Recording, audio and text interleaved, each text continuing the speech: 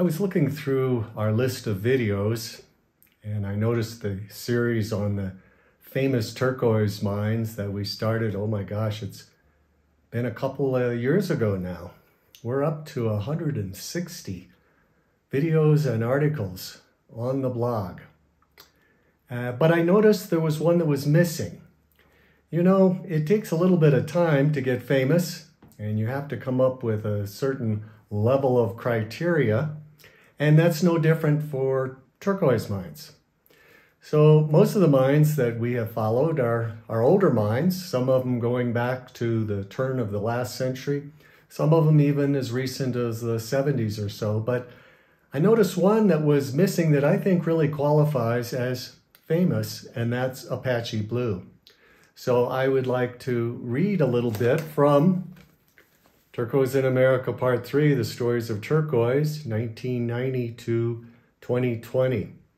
Now, the signed copies of this are out of stock, but we do have, the unsigned copies are out of stock, but we do have some signed copies available on the website.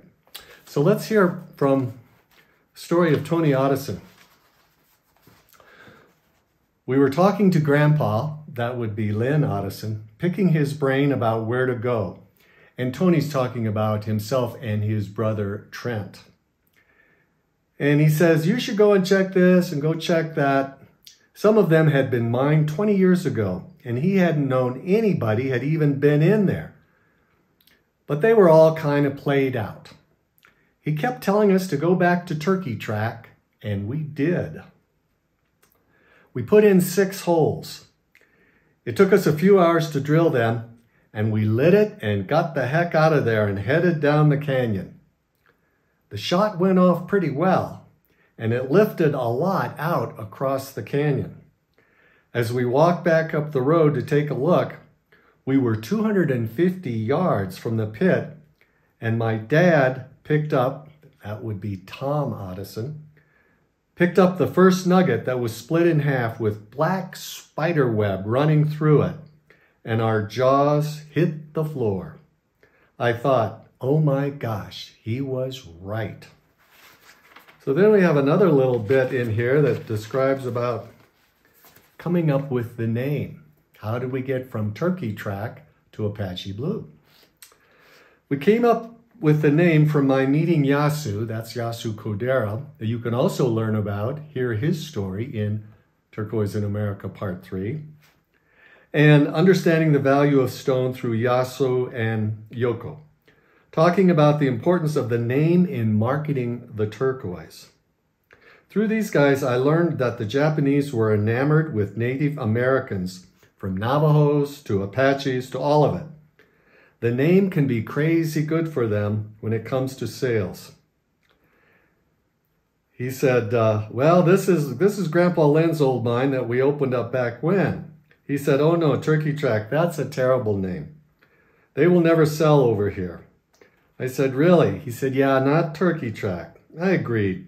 And as soon as I hung up the phone, Apache Blue popped in my mind. So you learned a little bit there about how Apache Blue got its name. Now that claim has been relocated under a different name to try to discourage high graders. But Apache Blue has become a real staple in the high grade end of turquoise. It's really known for its hardness and for its high grade.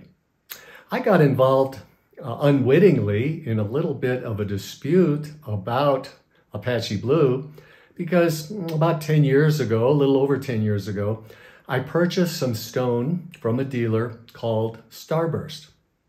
And he had cut this and backed it for some miners in Nevada that claimed that was their claim. Tony Otteson always said, no, that's from Apache Blue. Well, I didn't know about this until I already had the stone, but it concerned me a little bit. And of course, what are you going to do? He said, going back and forth. But when I learned about testing through X-ray fluorescence, I took the stone with me, and you can read about that information about how you can test turquoise scientifically with X-ray fluorescence, and you can read our report that I did with the geologist there in Texas, and we had that report on the website. It's very interesting.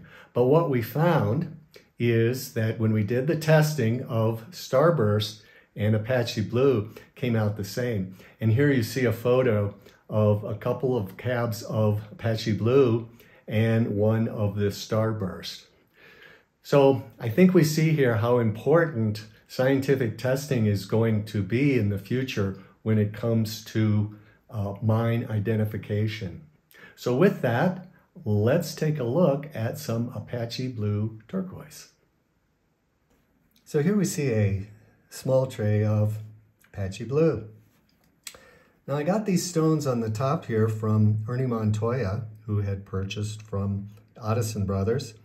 And we see these stones all along the top here and this row.